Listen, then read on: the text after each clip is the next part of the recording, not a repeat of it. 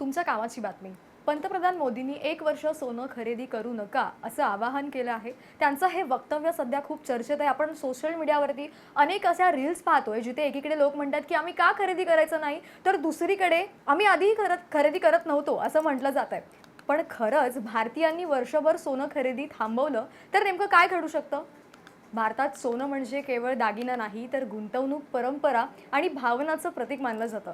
कारण लग्न समारंभ, सण उत्सव असो किंवा बचत, भारतीयांचं सोन्याशी नातं खूप घट्ट आहे. मात्र भारतात वापरलं जाणारं बहुतांश सोनं परदेशातून आयात केलं जातं. यासाठी देशाला मोठ्या प्रमाणात डॉलर्स खर्च करावे लागतात. सरकारच्या मते जर सोन्याची खरेदी कमी झाली तर देशाचा परकीय चलन साठा वाचू शकतो.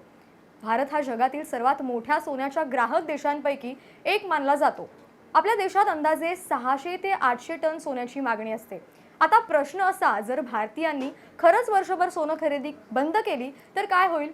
सर्वात पहिला परिणाम होईल तो आयात खर्चावर. सोनं कमी आयात झाल्यास डॉलरची मागणी कमी होईल आणि रुपयावरचा दबाव काही प्रमाणात कमी होऊ शकतो. याशिवाय देशातील पैसा परदेशात जाण्याऐवजी देशांतर्गत गुंतवणुकीसाठी वापरला जाऊ शकतो. तर याचा काही प्रमाणात अर्थव्यवस्थेलाही फायदा होण्याची शक्यता व्यक्त केली जाते. मात्र दुसरीकडे ज्वेलरी व्यवसाय, सोनार आणि सोन्याशी संबंधित उद्योगांवर त्यांचा परिणाम होऊ शकतो. कारण भारतात लाखो लोकांचा रोजगार हा या व्यवसायावर अवलंबून आहे.